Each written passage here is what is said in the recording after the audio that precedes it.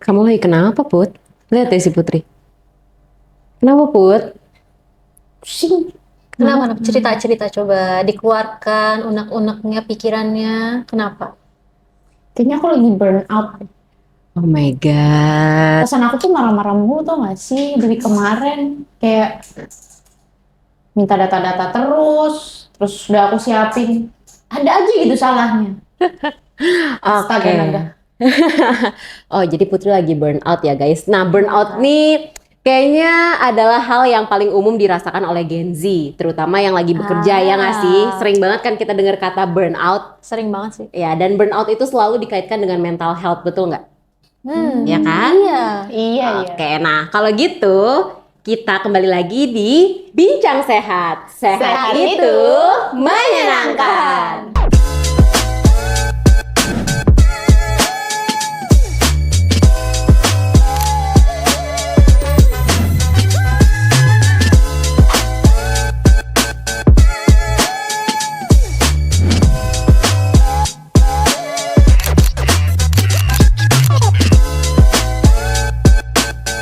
Nah, kali ini di Bincang Sehat, tadi ya berhubung Putri itu lagi burn out, jadi kita omongin tentang mental health aja deh. Sekalian ya kan? ya. Sekalian kan, karena kita biasanya ngomongin makanan mulu, kita ganti deh, sekarang kita ngomongin mental health. Nah, aku tuh barusan aja ya, aku baca suatu artikel gitu, di mana artikel itu menjelaskan kita itu lagi mengalami krisis mental health, khususnya itu di para Gen Z. Gitu. Bahkan ada nama asosiasinya itu adalah Indonesia Adolescence Mental Health Survey tahun 2022. Itu dia menyatakan bahwa 1/20 atau 5,5% remaja usia 10 sampai 17 tahun itu mengalami gangguan jiwa.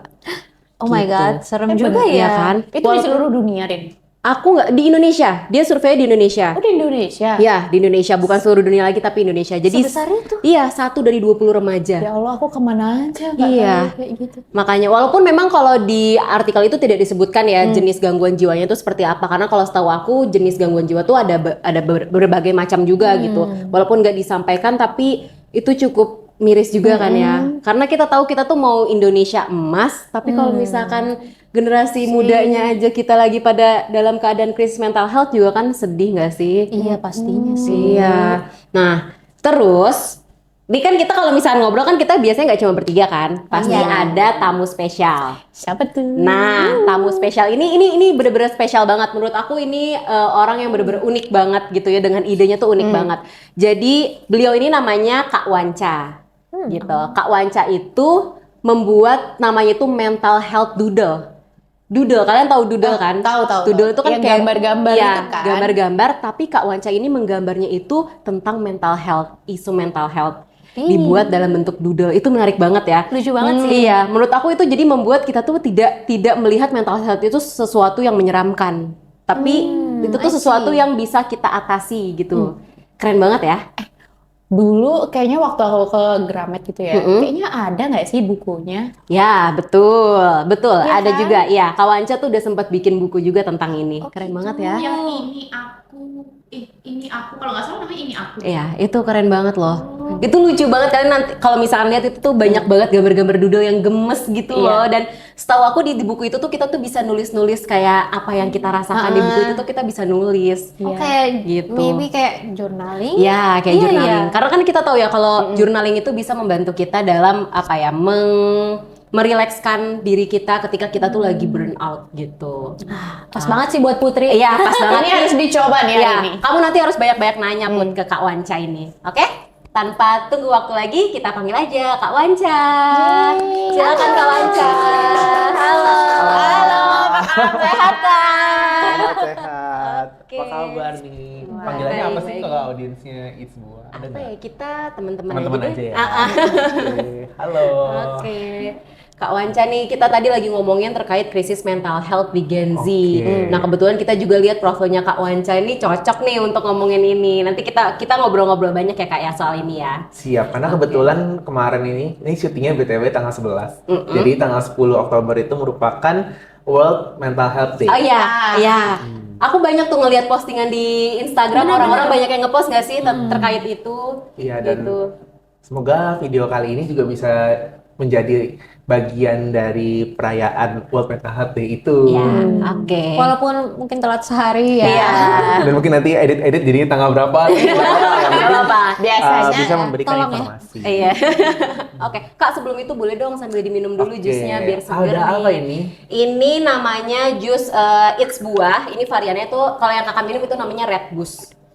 Gitu. Red Goose tuh isinya ada buah naga, apel malang, lemon, nanas sama semangka. Oke, berarti Gitu. ada 4 buah ya di sini. Ada 4 Red buah. Juice. Iya, seger banget, Kak. Dan ini tuh kita 100% dari buah lokal. Nggak pakai gula tambahan kan? Nggak pakai dong. Oke. Tentunya nggak pakai. Karena kalau pakai gula tambahan kan jadinya nggak alami ya. Iya, kalau kita mengandalkan kealamian. Nah, mantap. Dan buah-buah dari petani lokal juga. Betul, Iya, betul, benar. betul. Hidup petani lokal. Iya. Enak banget. Karena tadi aku cobain juga jadi seger banget. Apalagi kalau dingin-dingin gitu Iya. ya. Kan Jakarta lagi banyak panas gitu. Jadi Betul. boleh nih teman-teman cobain. Iya. Oke, cobain ya. Oke. Kak Putri nih katanya tadi mau nanya-nanya sama Kak Wanca nih terkait mental health. Tadi aku dengar-dengar di backstage katanya lagi burn out ya. Iya, kayak banyak orang nyebelin gitu jam setengah. Aduh. Bener nggak? Ini nyebelinnya kayak terarah ya. Oke Kak, boleh diceritain dong sedikit awal mula Kakak akhirnya mendirikan gitu mental Iya. health Doodle. Wah, mendirikan tuh kayak strong banget ya. Mungkin lebih ke Membentuk. mencoba membuat gitu ya, atau berkarya dengan nama Mental Health Doodles. Jadi sebenarnya aku itu panggilannya Wanca, karena nama aku tuh Irwan Cahyadi. Nah, jadi itu nama Instagram. Awalnya tuh sebenarnya Instagram pribadi. Oke. Akun pribadi, cuma waktu itu aku merasa tergerak untuk bikin konten itu sejak aku join sebuah komunitas yang bergerak di bidang advokasi dan edukasi pencegahan bunuh diri. Ada di Indonesia loh teman-teman, dan itu juga sebenarnya tidak terlepas dari aku pernah bekerja full time kantoran sebagai pengajar di sebuah startup edukasi. Jadi startup yang ngajar online untuk anak-anak sekolah. Kalian tahu namanya Zenius? Tahu? Ya, tahu aku dulu tuh banget. jadi pengajar di situ. Dan sebenarnya salah satu momen yang menjadi titik di mana aku merasa aku pengen nih bikin doodles itu juga terdukung dari sana. Di mana waktu itu kan aku ngajar ya, ngajar itu SMA, anak-anak yang lagi siapan buat masuk PTN. Iya. Ada satu momen di mana ada yang DM Instagram aku, waktu itu aku belum ngonten. Anak murid ini tuh out of nowhere gitu tiba-tiba nge-DM, dia bilang kayak, "Kak Wanca makasih ya udah ngajarin aku." Terus dia screenshot kayak diterima di PTN mana. Oh, iya. Itu kan rasanya kayak buat Seneng aku banget tuh ya, merasa Seneng seneng dan banget ya merasa oh gue hidup berguna nih. Dan dari situ Bermanfaat. sebenarnya ya dari situ jadinya aku merasa kayaknya aku pengen deh untuk bisa berkarya terus dan aku bisa hidup dengan menghidupi orang lain juga gitu lewat karya-karya itu, dan itu makin intens ketika aku join ke komunitas yang itu sih, pencegahan bunuh diri. Karena tahun 2020 aku join sebelum pandemi, jadi awal tahun banget. Itu kita di training dulu tuh selama 6 bulan, dan di sana kita benar-benar banyak ketemu sama orang-orang yang emang penyintas. Penyintas tuh maksudnya survivor ya. Jadi Iya, dia iya. pernah punya pemikiran tentang bunuh diri, dia pernah Oh, ada rekan atau sahabat terdekatnya yang meninggal karena itu, dan juga dia juga pernah menjadi orang yang melakukan pemikiran untuk mengakhiri itu. Jadi sebenarnya agak serius sih, tapi aku jadi peka juga bahwa ternyata isu-isu ini tuh penting dan ada di sekitar kita. Gitu. Oke, Kak, tapi aku jadi ini juga deh, berarti tingkat keinginan orang-orang Indonesia untuk bunuh diri itu cukup tinggi juga ya, karena sampai ada komunitasnya gitu ya? Iya, sebenarnya jujur setelah pandemi setahu aku ada peningkatan juga di situ, di mana sebenarnya salah satu pengaruhnya adalah media sosial juga, karena mungkin banyak apa ya sekarang apalagi era-era ya bullying, cyberbullying misalnya gitu,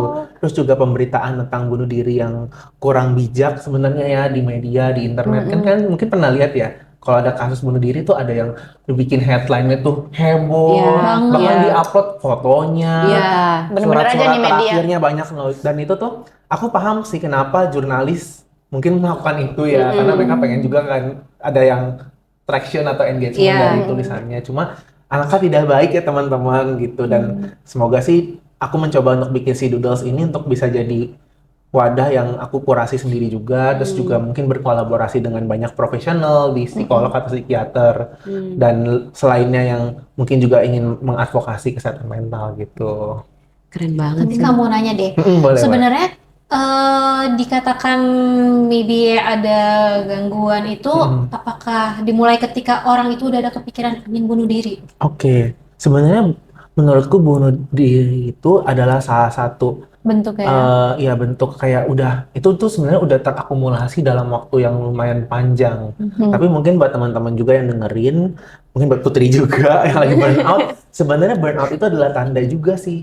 Itu bukan gangguan kesehatan, bukan gangguan kejiwaan ya. Karena kalau kita ngomongin soal gangguan kejiwaan, teman-teman wajib banget nih untuk ngecek ke psikolog atau psikiater untuk mendapatkan diagnosis. Oke. Jadi ada pertanyaan-pertanyaan, ada juga assessment, dan itu tuh kayak cross checknya banyak juga.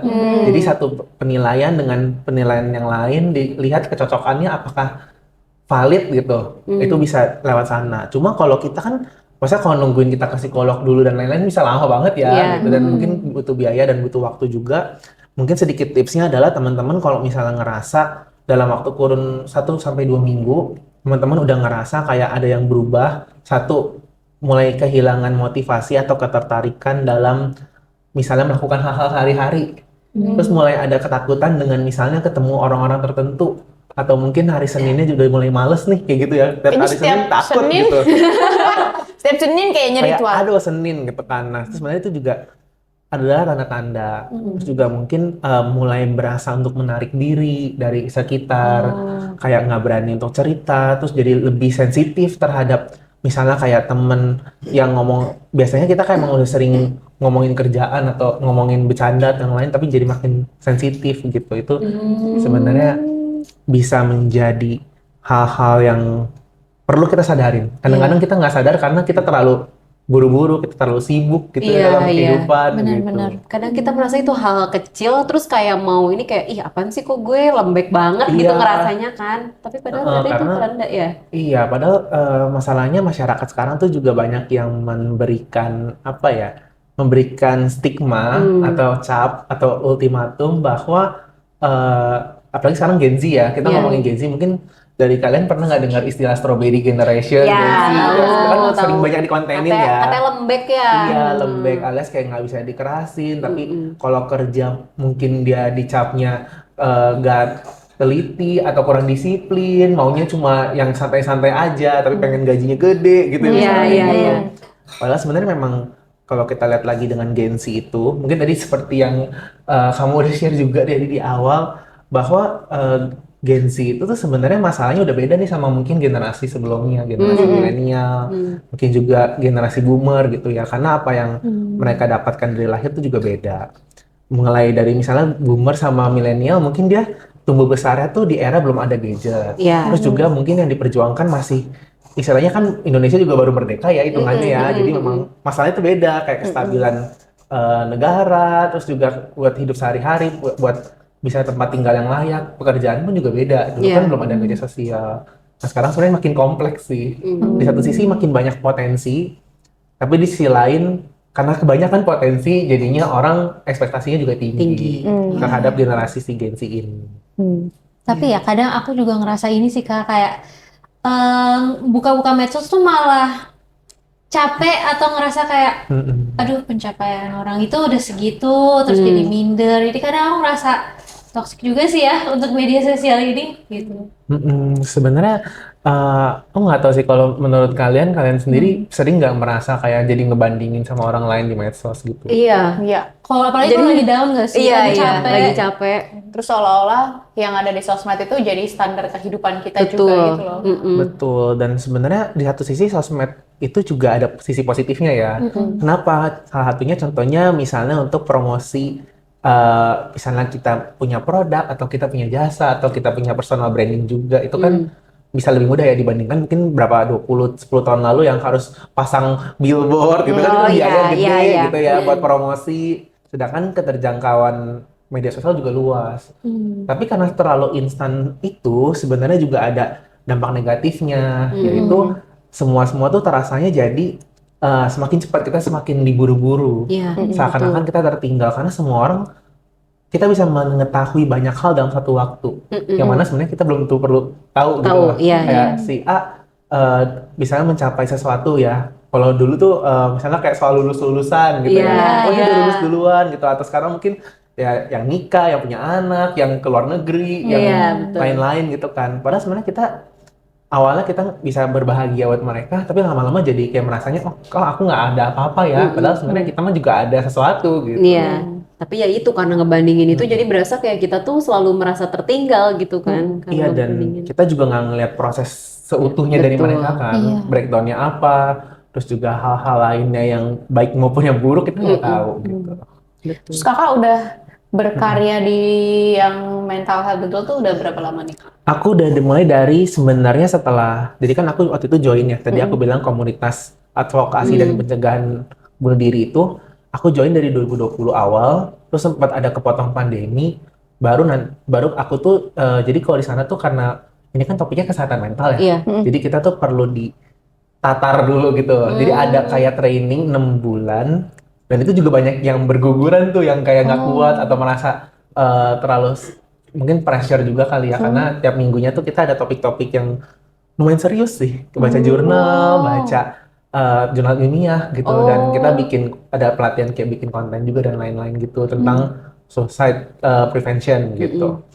Di situ aku mulai setelah aku lulus dari situ, maksudnya lulus sebagai anggota Anggota. gitu, dan di Setelah sana lulus training gitu ya? iya, karena itu kayak 6 bulan baru dilantik gitu lah. Baru Nanti kita dianggap lulus iya, gitu. lulus dan boleh beraktivitas di bawah naungan mereka. Oke. Karena kan pasti kalau dari berbagai background, mindsetnya belum sama ya. Iya, gitu. iya, Dan iya. ngomongin soal suicide, kalau misalnya si A ada yang tiba-tiba agak lain nih, gitu Iya, kan, dia malah malah jadi bahaya. bikin risiko gitu kan. Gitu. Nah di situ aku mulai dari bulan sekitar Juli Agustus 2020. Jadi kurang lebih udah 4 tahunan sampai sekarang gitu. Udah lulus nih berarti secara mental. Secara S1 gitu. Iya. Iya, iya. Iya, cuma BTW aku sebenarnya latar belakangnya bukan dari psikologi. Iya, aku tadi Juga. baca latar belakangnya. Dari mikrobiologi Iya. ITB kan. Coba diceritain nih. Aku Se-ini. kuliah. Sebenarnya kadang-kadang aku juga suka merasa kayak siapa lu ya ngomong gini kan, bukan psikolog, bukan psikiater, bukan. Cuma sebenarnya memang banyak banget psikolog yang justru malah mengapresiasi, bangga dikit boleh lah. Iya, iya. Terus mereka bilang sebenarnya memang Indonesia dan mungkin skala dunia juga itu tuh darurat banget untuk kesehatan mental sebenarnya. Jadi memang nggak bisa nih ya psikolog yang cuma jumlahnya berapa ribu orang terus mesti meng-cater 270 juta masyarakat Indonesia. Berarti kan 1 banding berapa puluh ribu dan ratus ribu Iya, gitu kan. Jadi iya. kan terlalu banyak dan nggak kuat gitu ya. Jadi memang susah nih gitu. Oke. Oke. Nah, terus Kak, kira-kira visi jangka panjangnya Oh. apa nih dari kegiatan mental health Apa Doodle ini? ya? Sebenarnya visi jangka panjangnya itu aku nggak ingin cuma berakhir di konten Instagram atau konten di internet aja sih. Jadi sebenarnya tadi juga udah di-spill ya sama Iya. kalian ya bahwa aku udah nerbitin buku fisik, buku cetak di tahun 2023. Dan sebenarnya harapan aku lainnya itu adalah aku juga pengen punya banyak karya-karya yang fisik juga. Jadi memang bisa disebar secara langsung dan orang-orang bisa menikmatinya tanpa sentuhan internet. Iya, gitu. iya, iya, Tapi iya. sebenarnya internet itu kan dia tools ya. Aku bersyukur banget karena kalau nggak ada internet juga mungkin nggak ada kontenku yang sekarang. Banyak sekali sisi positifnya. Tapi aku juga merasa ingin merangkul orang-orang secara langsung gitu. Iya. Mungkin ya syukur-syukur nanti kalau udah makin besar atau ada jalannya gitu ya bisa dikembangin sama tim atau mungkin bikin sesuatu yang lebih sustainable kayak komunitas gitu. Cuma memang agak susah ya kalau misalnya belum ada metodenya yang pas gitu. Karena kalau sekarang juga kakak full sendiri ya. Iya, kebetulan aku membuat kontennya masih sendiri. Keren banget. Iya, sumpah itu wow. Ketika aku cerita gitu orang kaget tau, orang kirain tuh aku punya PIC atau punya tim yang gambar atau apa kayak nggak juga kalau ntar gambarnya orang lain bukan doodle aku dong, beda dong gitu kan. Cuma memang sebenarnya ada sempat pikiran ke sana juga sih, tapi memang perlu dipakemin lagi untuk sustainability-nya dalam hal berarti kan harus agak seni bisnis juga ya. Iya, gitu. iya. Berarti kalau gitu kakak bener-bener setiap hari kak ngegambar doodle itu? Aku biasanya kayak ada, ini sebenarnya tips buat konten juga kan Iya, ya, iya. sedikit-dikit nih buat teman-teman yang mau jadi konten kreator atau mau jadi ilustrator, penulis. sebenarnya emang lebih enak tuh kalau kita bikin sesuatu tuh kita ada namanya batching gitu. Batch itu kayak kalian produksi jus, Iya. di ini kan juga pasti ada batch Batch, kan iya. gitu. Jadi paham lah ya kurang lebih batch itu memang jadinya ada masa di mana aku banyak nulis jadi laptop gitu ya. Sekali nulis tuh ada beberapa ide yang udah jadi. Misalnya sehari aku bisa nulis 4, 5 content writing. Nulisnya tuh free aja. Jadi kita nggak perlu takut salah apa editnya nanti gitu. Iya. Terus nanti baru deh aku move ke gambarnya. Jadi memang kalau di laptop-laptop, kalau di tablet-tablet gitu. Nanti kita gambar ya.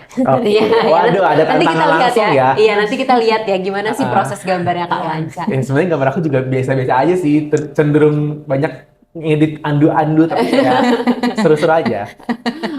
Terus Kak, kira-kira apa sih Kak tantangan yang selama ini dihadapi ketika menjadi mental health doodle itu? Tantangannya sebenarnya lebih ke ini sih, apa namanya? Kan aku memang basisnya internet Iya. kan. Memang kadang-kadang aku merasa doodleku tuh kayak kurang bisa mengikuti tren sebenarnya. Tapi sebenarnya kalau aku lihat lagi, tren itu nggak semuanya harus diikutin kok gitu. Waktu itu sempat ketika Instagram mulai beralih ke Reels, Iya. kan aku mulai 2020 ya, belum ada Reels. Terus TikTok mulai naik, yang dulunya dilihatnya kayak ih alay gitu. Iya. Sekarang jadi kok semua orang pada sekarang bikin semuanya. TikTok gitu kan. Iya betul. Itu aku sempat mikir apa aku juga bikin ya, dan aku cobain tuh bikin kayak animasi dan lain-lain, tapi jujur kayak merasa kurang menjadi diri sendiri ya, kayak mencoba Oh, I hal see. baru tapi eksekusinya belum mulus karena kepaksa gitu loh. Iya. Paksa karena mau ngejar tren. Tren. Jadi itu salah satu tantangannya sih untuk bisa berinovasi tapi juga tetap menjadi otentik gitu. Itu yang lagi aku cobain. Tapi ya bukan berarti aku nggak mencoba berinovasi, tapi kan mungkin ada cara lain dulu. Kayak mengubah digital jadi fisik itu kan sebenarnya inovasi juga Betul, ya, gitu. Dan betul. itu yang aku lakukan dan masih aku eksekusi lagi. Emang harus milih sih, nggak bisa rakus yang semua gitu, nggak bisa. Iya sih. Pelan-pelan. Betul, satu-satu. Iya, betul. Seru sih. Kak, aku mau ini dong nanya, Boleh, balik lagi nih ke tentang kesehatan mental. Mm-mm. Menurut kakak seberapa penting sih kesadaran tentang kesehatan mental di masyarakat saat ini? Oke, sebenarnya kalau ngomongin kesadaran di masyarakat ya, terutama di Indonesia, aku rasa sebenarnya awareness tentang kesehatan mental tuh udah lumayan tinggi. Banyak banget orang yang udah ngomongin. Tapi emang iya sih Kak, dibanding dulu ya, sekarang tuh kayak dikit-dikit kayak aduh mental health issue Iya, gitu ya. sebenarnya banyak banget yang udah ngomongin, udah jadi konten, jadi obrolan yang terbuka dan publik, dibandingkan mungkin kayak pas aku masih kuliah 10 tahun lalu gitu dan lain-lain, itu masih sangat awam ya. Pas kita mungkin mungkin yang angkatan 90-an gitu ya, angkatan 2000 awal gitu ya, pasti masih ngerasain tuh era-era belum banyak yang ngomongin mental health. Iya. Karena masalah di dunia masih banyak gitu ya. Iya, iya. Kayak kelaparan apa dan lain Betul, gitu betul, kan. betul. Nah, cuma sebenarnya awareness itu bagus, tapi harus juga diikuti dengan pengetahuan yang bertanggung jawab sebenarnya. Jadi banyak juga orang yang tendensinya mungkin dia pengen awareness, mungkin dia pengen mengikuti tren mental health ini gitu ya. Tapi kurang didasari dengan riset yang baik. Kayak tadi kan udah ada riset juga kan dalam Iya, membuat podcast ini, teman-teman dari It's Buah itu udah bagus banget. Karena banyak juga yang emang pernah nggak kalian ngeliat TikTok gitu ya atau video yang ngomongin kayak ini ciri depresi gitu, Iya, hati-hati gitu iya. ya. Banyak banget sih. Banyak yang self-diagnose gitu Iya, ya. kayak gitu. Jadi mendiagnosa diri sendiri Iya. atau bahkan menyebarkan ilmu yang seolah-olah itu pasti benar kayak gitu. Nah, itu juga hal yang perlu dihindari sih sebenarnya ya, karena awareness itu bagus. Cuma jangan sampai awareness itu disalahgunakan, jadinya romantisasi, jadinya self-diagnose gitu. Betul, betul, betul, betul. Itu sering banget sih terjadi. banget sih. Tadi Sering banget berarti dan aku bahaya banget bisa sih. dibilang self diagnosis gitu nggak sih? Soalnya tapi masih Oh. semangat kerja. Gimana tuh, pagi Kak? Ini beda nih, kalau self-diagnose itu lebih ke istilah-istilah yang menyangkut ke gangguan kejiwaan, kayak depresi, NPD rame ya. Oh iya, iya. Narsistik itu juga ya. sebenarnya gangguan kejiwaan loh, bukan, jangan sampai kita malah nge-label diri kita sendiri atau orang lain gitu ya. Terus juga banyak sih kayak OCD, yang obsesif kompulsif, Iya. yang kayak kamu apakah kamu suka buru-buru ngebersihin ini atau kamu suka kayak kepikiran tadi udah matiin kompor belum, Iya. waktu itu belumnya. Dan itu sebenarnya bagus kita punya kesadaran tentang itu. Tapi jangan sampai kita mendiagnosa diri sendiri apalagi kita coba untuk menyembuhkan apa yang belum pasti gitu, jadi Iya, masalah iya. baru nantinya gitu. Kalau burnout itu justru lebih ke istilah yang menggambarkan workplace gitu. Jadi memang bagaimana fenomena di tempat kerja lebih tepatnya. Jadi ketika Putri merasa burnout itu sebenarnya tanda. Tanda mungkin kalau Putri butuh cuti. Gimana Tolong Bu, ya, manajer? cutinya di ACC ya. Kayak gitu, Healing Bu. gitu ya. cutinya Ya, ditandatangani sendiri. Putri butuh istirahat gitu ya, dan itu adalah hal yang bagus untuk disadari. Berarti itu maksudnya rasa burnout itu valid ya Kak ya? Valid, Karena kan kita merasa kayak aduh capek banget, tapi ini kayak apa gue doang yang lembek kali ya? Apa gue doang yang lebay kali ya gitu. Terus kadang kita kan cewek ya, jadi kayak ini tuh kita beneran burnout atau PMS aja nih gitu Iya, kan. iya. Oh ya, itu juga banyak terjadi di teman. Tipis kan bedanya kan kalau di perempuan Tipis kan, ya. kayak orang sebelah kita napas aja kayak sedih nggak kayak gitu kan. Tapi mungkin boleh Kak di-share kira-kira apa sih yang paling perbedaan paling mencolok gitu ya antara burnout sama kita tuh ya kelelahan biasa aja gitu. Mungkin lebih ke ini ya, kalau burnout itu kadang-kadang alasannya kita susah untuk mendefinisikan. Jadi misalnya gini, contoh, misalnya Putri kesel sama teman kerja gitu ya. Sama atasan aja Oh jangan. ya, atasan, oke. Soalnya teman kerja gini ya. Spesifik banget. Sama, sama atasan gitu. Oke. Nah, tapi Putri tahu nih, yang bikin dia jadi demotivasi karena sebel sama atasan.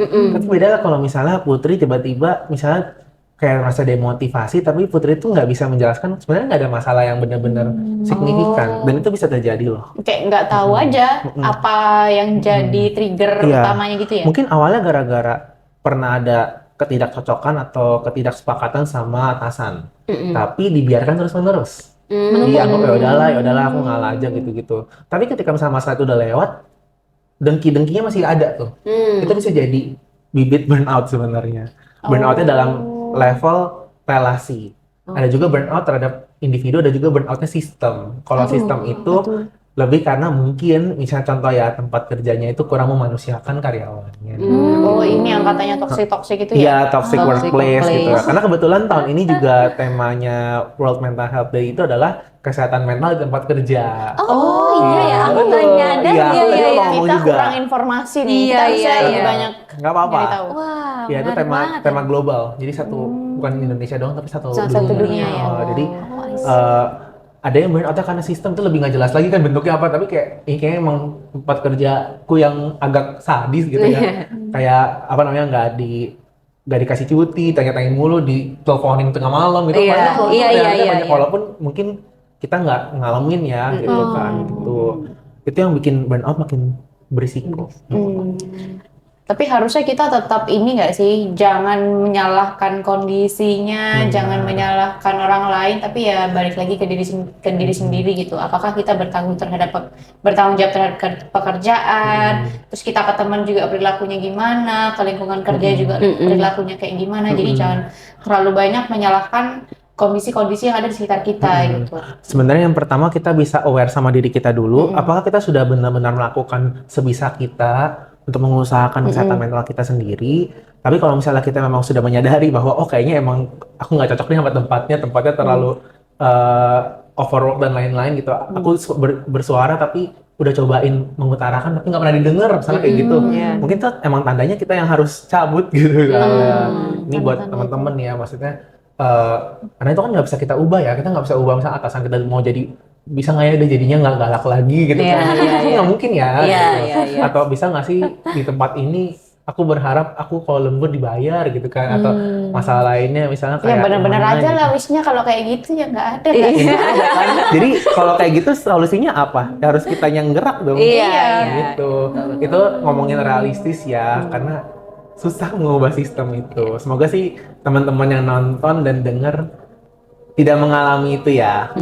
Nah, Kak, aku tuh pengen nanya, kira-kira apa sih peran yang bisa kita lakukan untuk meningkatkan kesadaran masyarakat tentang kesehatan mental ini? Oke, tadi kita ngomongin soal awareness atau pentingnya kesadaran, dan menurutku kesadaran masyarakat warga Indonesia tentang kesehatan mental tuh udah bagus sebenarnya, udah betul. besar, udah banyak orang yang tahu, sadar dan mulai paham. Tapi penting nih peran kita untuk bisa membentuk kesadaran akan kesehatan mental yang tepat ini mulai dari sekitar kita. Jadi kita bisa membentuk support system atau mungkin teman-teman terdekat dulu yang kita rasa kita cocok sama mereka, kita bisa bergaul sama mereka dan mungkin ya istilahnya nyambung ya gitu. Mulai dari bestie-bestie kita edukasi dulu mereka gitu. Sambil kita juga belajar untuk mengedukasi diri kita sendiri gitu. Jadi memang perannya itu penting sih untuk kayak setidaknya kita kalau ada teman yang lagi down kita temenin gitu ya, kita dengerin. Mungkin nggak usah kayak menggurui atau ngebandingin ya, jangan sampai kayak gitu. Cuma dengan kita hadir aja tuh sebenarnya udah memberikan bantuan yang cukup buat mereka gitu. Mungkin bisa dimulai dari sederhana gitu. itu. Tapi semisalnya nih, aku punya teman dan dia tuh udah cukup parah gitu, mungkin udah sangat depresi bahkan sampai menyakiti dirinya sendiri. Nah kira-kira first step yang bisa aku lakukan tuh apa? Oke, kalau misalnya kita ngomongin soal depresi atau mungkin gangguan kejiwaan, memang pertama kali kita harus pastiin bahwa dia udah mendapatkan pertolongan profesional dulu nih untuk misalnya kondisi kesehatan mentalnya itu. Tapi kalau misalnya mungkin dia juga belum ada akses ke sana, setidaknya tadi kita mencoba untuk menanyakan permasalahan dia itu apa. Dengan kita hadir dan dia bisa jadi tempat, bisa menemukan kita sebagai tempat cerita yang aman, nggak judgmental, nggak bikin dia merasa terancam atau merasa nggak nyaman, dan dia juga bisa jujur dan menerima dirinya sendiri, itu sebenarnya udah langkah yang sangat bagus untuk bisa dilakukan awam gitu. Jadi intervensi paling penting menurut aku di sekarang itu adalah untuk menumpas rasa kesepian ketika emang lagi down gitu. Karena kesepian itu bisa jadi istilahnya yang bikin faktor risiko dan bikin berkali-kali lipat perasaan down itu makin intens gitu. Tapi Kak, kalau sebagai temen nih, sebenarnya tuh baiknya kita tuh berperan sebagai pendengar aja, jadi kayak cuma mendengarkan aja, atau kita juga memberikan nasihat sih Kak? Sebenarnya kalau teman kita nanyain ya, atau minta pendapat, kadang kan ada orang yang cerita kayak, guys gue pengen minta pendapat kalian dong. Nah itu mungkin baru peran kita adalah kita memberikan pendapat, yang tips aku juga kalau memberikan pendapat, satu, kita harus bisa mencoba untuk memvalidasi dulu apa yang dia maksudin, apa dia omongin gitu ya. Jadi kalau misalnya habis dia cerita, coba kita bahasakan ulang, kita omongin lagi, oh kamu jadi ngerasa kayak gini ya, kamu mengalami A, B, C ya. Jadi kurang lebih kita coba bahasakan dengan bahasa kita sendiri, setangkapnya kita tuh dengan informasi yang dia sampaikan gitu. Nah dari sana baru deh kita mencoba untuk nanyain atau memberikan saran, kamu butuh bantuannya di mana gitu. Tentang menghadapi orang tertentu kah, atau mungkin untuk hilangkan perasaan atau masalah tertentu kah gitu. Dan itu sebenarnya juga kita memosisikan diri dan kita coba melatih empati. Dimana empati itu tandanya adalah kita mencoba untuk memosisikan diri kita menjadi dia. Bukan kalau gue jadi lo, gue akan gini, bukan gitu. Tapi kita mikirin kira-kira dalam kondisi dia dan apa yang dia punya sepanjang yang kita tahu, kira-kira dia bisa ngapain ya gitu. Gitu. Oke.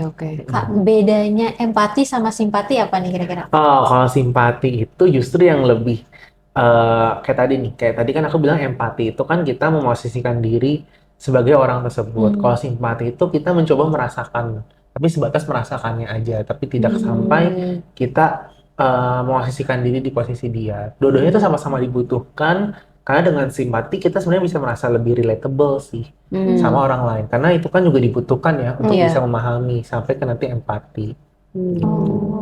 Bedanya emang agak tipis, cuma memang secara intensitas dan komunikasi sama orang lainnya itu akan terasa jauh berbeda sih. Karena kita lebih involved dalam masalahnya, dalam apa yang dia rasain. Tapi kalau dari peran teknologinya nih, kita kan sekarang sosmed tuh udah rame banget gitu ya untuk menyadarkan masyarakat, dan juga justru karena teknologi dan sosmed lah gitu, orang-orang itu jadi tingkat awareness-nya tuh lebih baik gitu dibandingkan tahun-tahun sebelumnya. Nah kira-kira itu gimana Kak?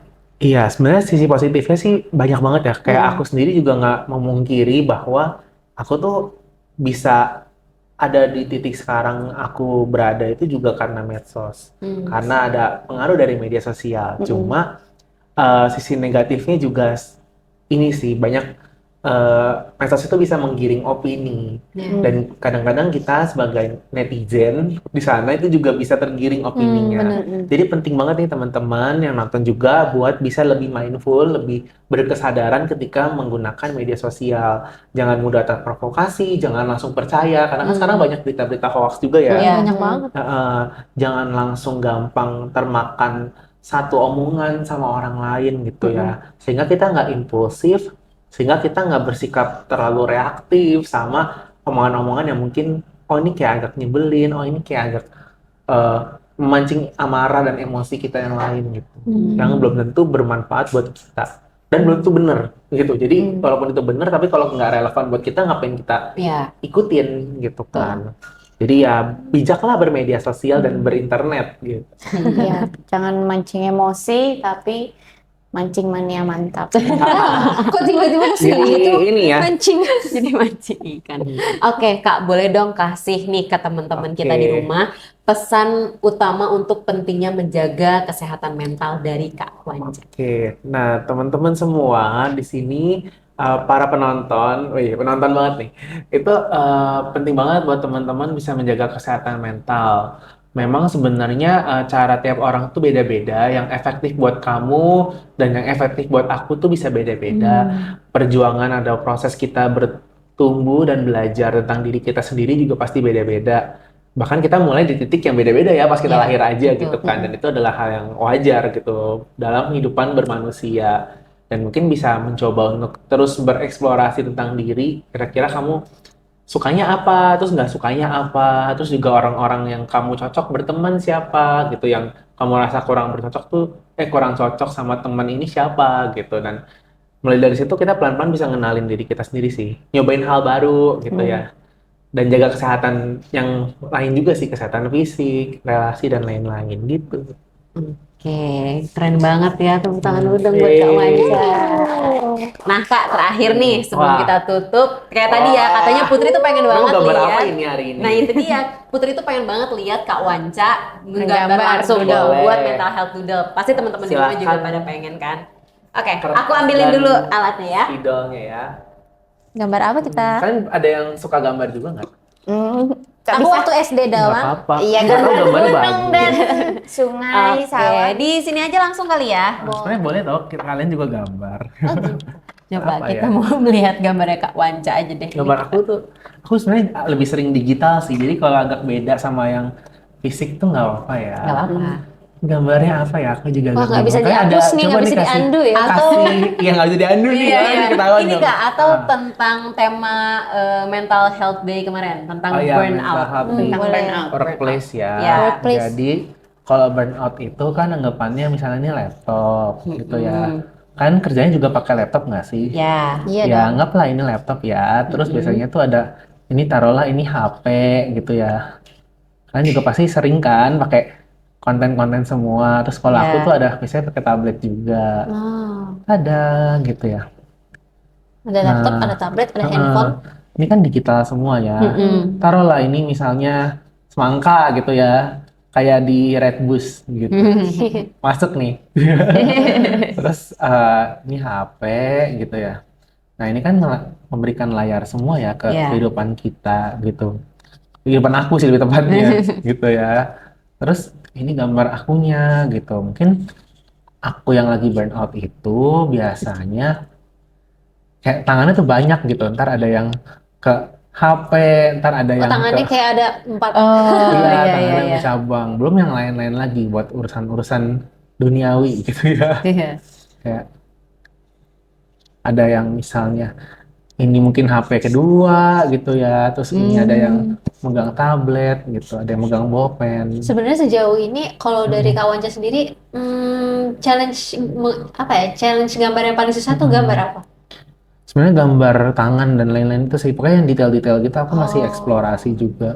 Tapi kan sebenarnya kayak nggak dalam konteks yang aku bikin sebenarnya nggak terlalu dibutuhkan sih. Iya. Karena kan aku I see. nggak gambar realis juga ya. Mm-mm, Jadi, karena doodle kan Iya, Iya, temanya. iya, iya. terus ini biasanya kalau aku gambar yang kayak ngantuk gitu, Hmm. terus kayak stres gitu kan, kayak Iya lagi matanya kayak capek. Capeknya berasa kan guys? Iya. Iya. Biasanya kalau dodol tuh Kantong matanya tebal banget. ada kayak gininya Aura-aura. gitu. Ya aura-aura. Wah, gitu kan.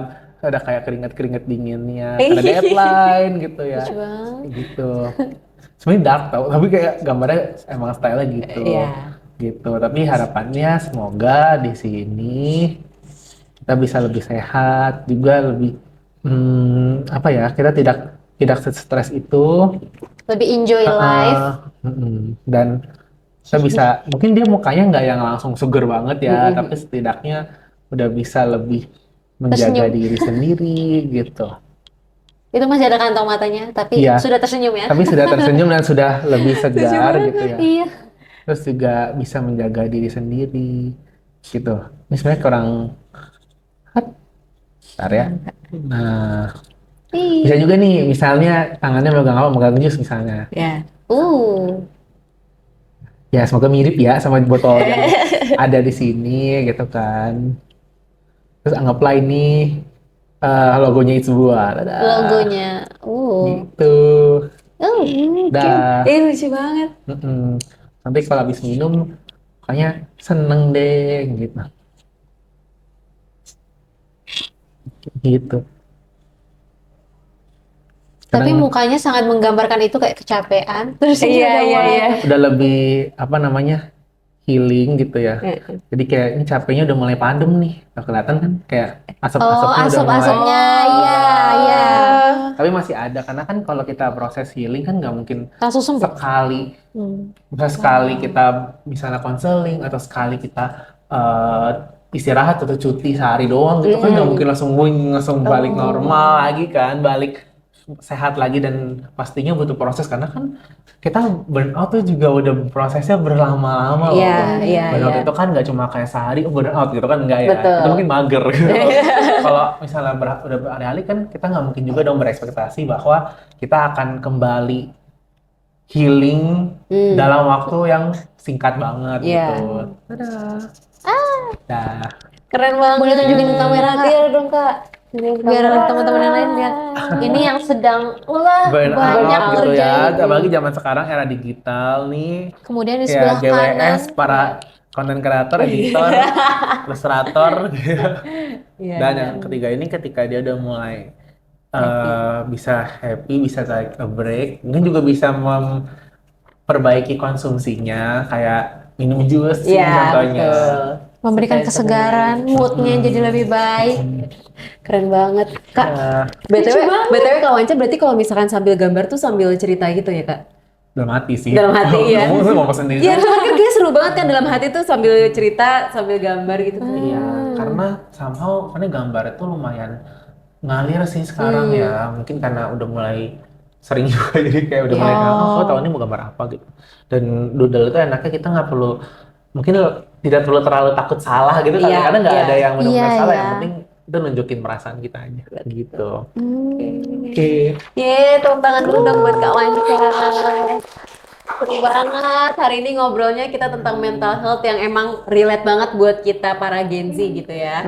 Jadi tadi banyak banget nih tips and triknya dari Kak Wanca, ada juga pesan dari Kak Wanca. Ya semoga kita selalu sehat terus ya guys ya. Amin. Oke, terima kasih banyak Kak Terima Wanca kasih banyak. untuk hari ini. Sama-sama untuk teman-teman semua dari It's Buah. Ya, semoga sukses selalu ya Kak. Semoga bermanfaat juga untuk sharing-sharingnya. Nah, Kak Wanca, kita tuh kalau misalkan mau closing acara, kita tuh ada jargonnya dulu nih, Apa biar seru. Jadi nanti aku bilang bincang sehat, terus nanti Kak Wanca jawab, kita bareng-bareng jawab sehat itu menyenangkan. Oke. Nah, pas menyenangkannya itu gayanya terserah Kak, Oke. bebas.